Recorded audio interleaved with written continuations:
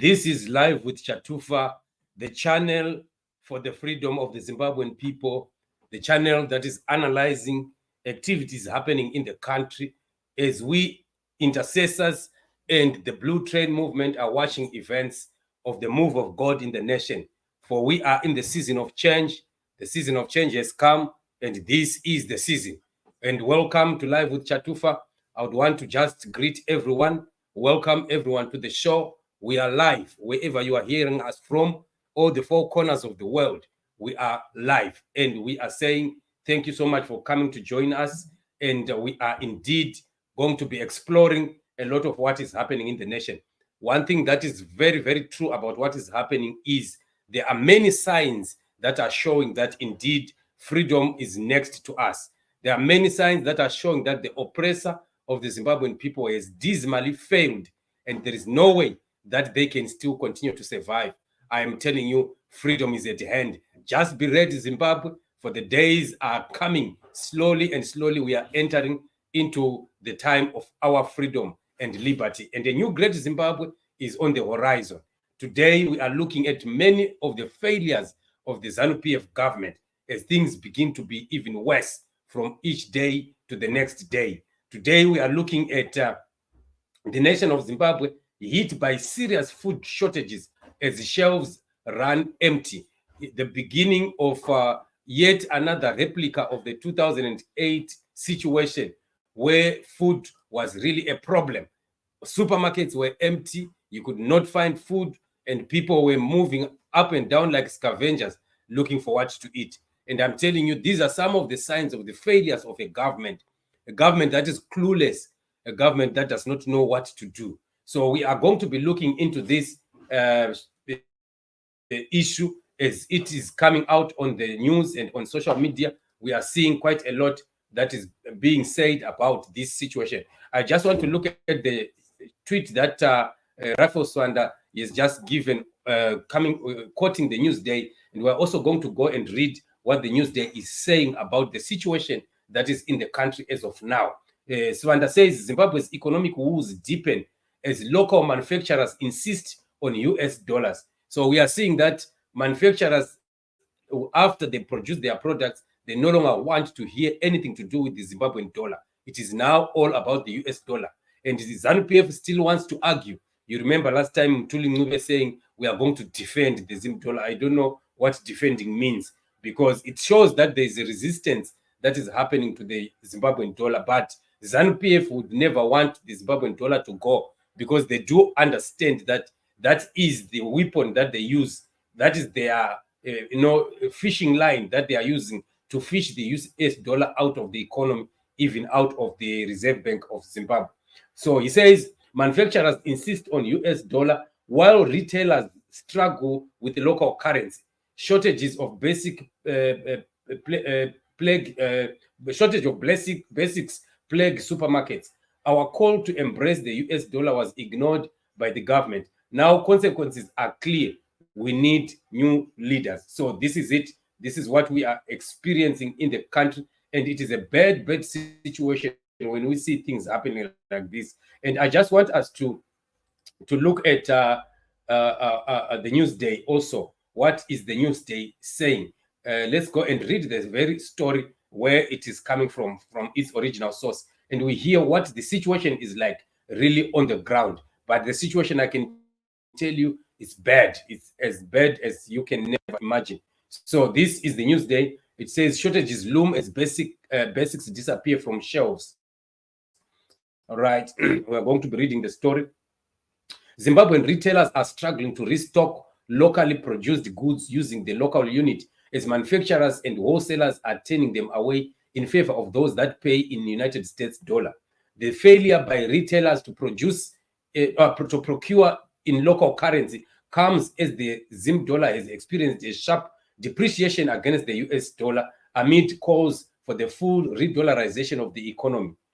Retailers told the Newsday that they had gone for weeks without the supply of locally produced basic commodities and warned of critical shortages of some products such as sugar.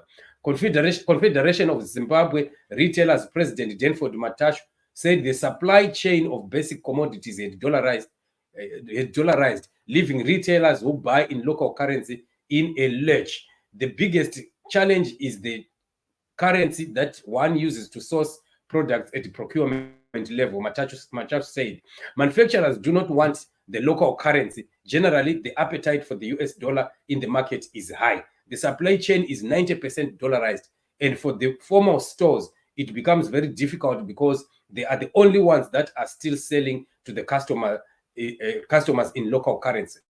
So this is the scenario, and it is so bad. As of yesterday, the Zim dollar was trading at 1:17,830 against the United States dollar at the interbank market, and 1:18,500 in supermarkets, while it stood at 1:20,000 on parallel market. American economics professor Steve Hank on Wednesday said Zimbabwe's year-on-year inflation stood at 1,630%, the world's highest. Just imagine.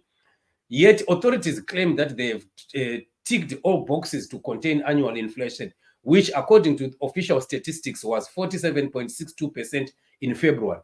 As the Zim dollar continues depreciating, the Consumer Council of Zimbabwe, CCZ, has also failed to calculate the price of the family food basket for the month of February in the local currency due to regular price increases in basics and services. Manufacturers also indicate that most of their suppliers for raw materials or services are demanding payment in US dollar, and that is why they demand US dollar when they sell their products, Montashu said.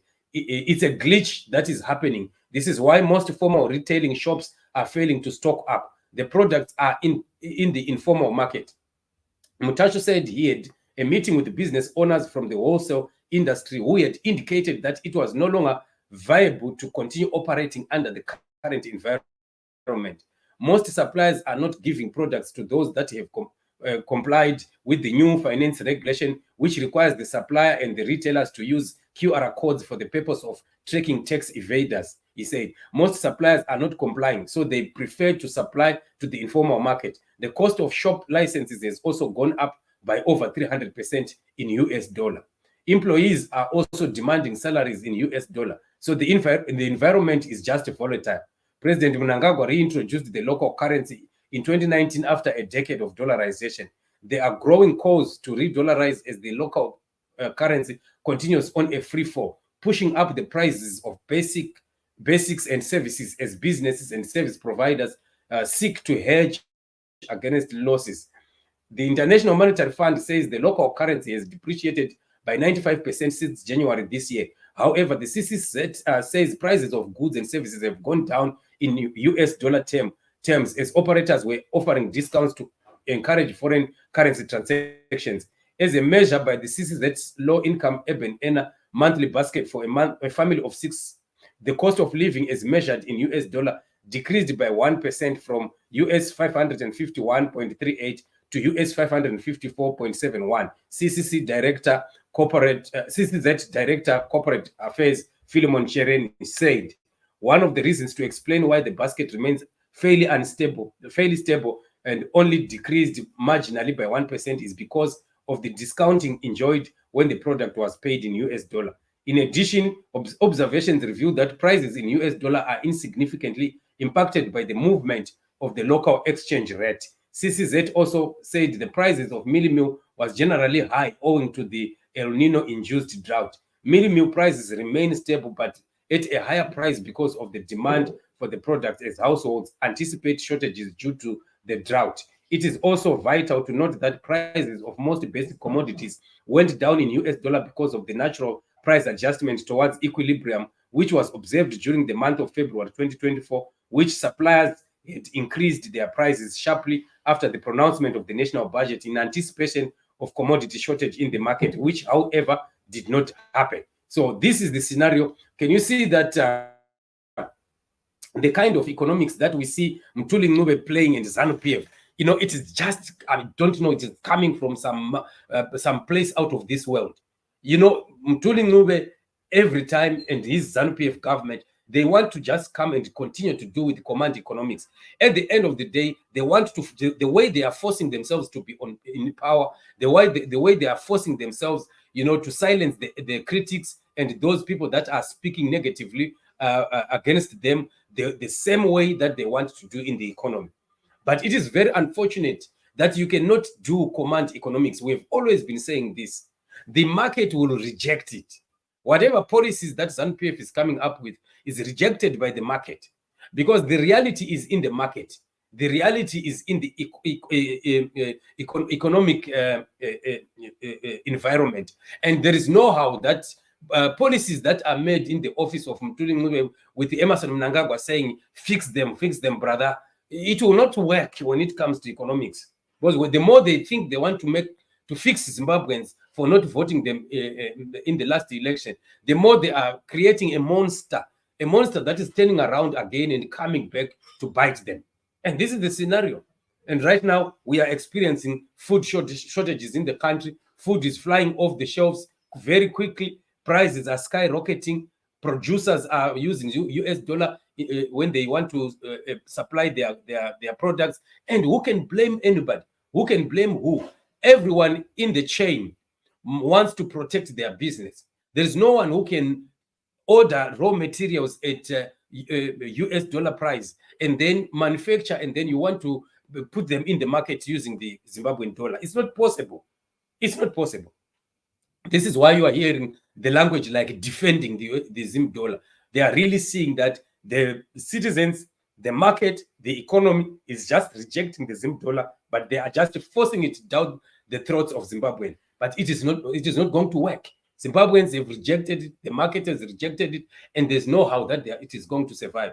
And you know, the more they force the Zim dollar onto the market, the more the Zim dollar is going to crumble. Very, very soon, we are getting to a time where they will start again erasing zeros. But it is not going to work. And this is one thing that we've always said, even from the beginning of the year, that one monster that is going to come to bite Emerson Mnangagwa's rule is going to be the economy. And the economics is going to bite him so hard, while there are many other issues that are surrounding him that are coming to devour him and his rule. So we are watching the space, but brace for even more shortages. This is just the beginning. Brace for even more shortages. So for those that have money and can stock food, this is the time that they can try to do that. Because what is coming ahead is even worse than what we are seeing right now. The economy is going to crumble even worse. And look at the signs. Soon after the sham of elections and the beginning of a new year, the beginning of his stolen term, just look at the rate at which things are going down. It is a sign that we are not going anywhere. It is a sign that things are crumbling. It is a sign that ZANU-PF is going down. And there is no how that they can survive this. Because the economic crunch is going to be hitting on everyone, from those that are in the military, those that are in the police, those in the security sector that is protecting them, those in ZANU-PF, those in the opposition. Almost everyone is going to be affected. We buy from the same shops. There is no special shop for ZANU-PF people. There's no special shop for soldiers. There's no special shop reserved for the police. We all meet in the same the supermarket, and we feel the crunch of the economy the same way. So this is what is going to cause eruptions even in ZANU-PF itself, because they will see that Mnangagwa is just a colossal failure, and there is nothing that he's doing. You rarely hear him talking about the economy and the situation that is happening. Had he been a normal president by now, from the time that the US dollar started skyrocketing, Mnangagwa should have come to address the nation. He should have come up to address the nation. But every time ZANU-PF is good at propaganda, right now they would want to make sure that they close up gaps by using propaganda. They would rather use more money in propaganda than the money they were supposed to be using to solve a problem. That is the problem with ZANU-PF. Somebody was saying ZANU-PF is the kind of people who, when criticized that there's no hospital, maybe that costs 50 million, they can use 60 million for propaganda and surveillance and following up, attacking those people, and how they can frustrate those people. They can use 60 million to frustrate and to use propaganda against those people, more than the money that is just needed to put the hospital itself. Why not just put the hospital and then you silence all those critics? You silence all those people that are speaking against you, and that is it. And you know that the issue will never rise again. You go to the next issue. when the Zimbabweans are attacking you on roads, just instead of using propaganda and what and investing money in security and what, just go and fix the road. And you know that the issue is solved. You don't have any problem again. If they would do that on a monthly basis, if ZANU-PF would target an area that they say we want to deal with this area, I'm telling you, by now, most of the areas in which people are complaining about should have been solved by now. So we need really to continue to demand for a new leadership. We need freedom. Zimbabwe must be freed from these hooligans, from these clueless leaders, from these failures of ZANU-PF. I'm telling you, these are high-level degree failures. I've never seen failures like this. And at times it is so surprising that, you know, the failures of ZANU-PF, the portion that is more painful about it is that it's deliberate. It does not mean that they don't know what to do. They know what to do. ZANU-PF really know the correct things to do. But the problem is the politic. They are into politics. And unfortunately, ZANU-PF is also now led by people that have dementia. And the policies and the suggestions that are given by people that are in dementia. So what do we need to do? We need a new set of leadership. We need to continue praying for the nation. As intercessors, let us pray for our nation. Let us stand in the gap, pray for a new Zimbabwe. A new Zimbabwe is definitely coming. These leaders must just vacate and go. And God has already dealt with them. We are in the season of their end. We are in the season of change. Remain standing, intercessors. Remain standing, Blue Movement. Remain standing. Let us support the programs of the new movement. And definitely we are going to get there. Those that are saying it is going to die before it even sets up, they are just dreaming. They will see new great Zimbabwe, the Blue Train movement taking over Zimbabwe, running over the nation, the affairs of Zimbabwe, and Zimbabwe is going to become great and great again. It is coming and it is happening. Look at the failures of ZANU-PF. I'm telling you, under the administration of ZANU-PF, the people of Zimbabwe will perish. Perish like perish. When the unrighteous rise to power, people perish. But when the righteous are up there, people will rejoice and celebrate. And this is the situation that we are facing in the country. But God is in it. Let us stand for what is right. Demand freedom. Pray and declare the word of God over the nation of Zimbabwe. We are walking right into our freedom. And the ZANU-PF is definitely seeing its end. And these are the last kicks of a dying horse. So family, I would want to appreciate you for joining me. Join me again in the next show. I think it will be about 4 o'clock. We are going to be here again, touching on yet another issue, on issues that are happening in the nation. Signs that we are seeing that indeed the country is getting closer to its freedom as ZANU-PF is collapsing slow but surely. And God is in it. God is going ahead of us. So I would want to thank you for joining me. Till we shall meet again in the next show. Be ready. Check the banner. It is already on YouTube. 4 o'clock, we are going to be again live with Chatufa. So remain blessed until we meet in the next show. Bless you, bless you. Love you all. Shalom.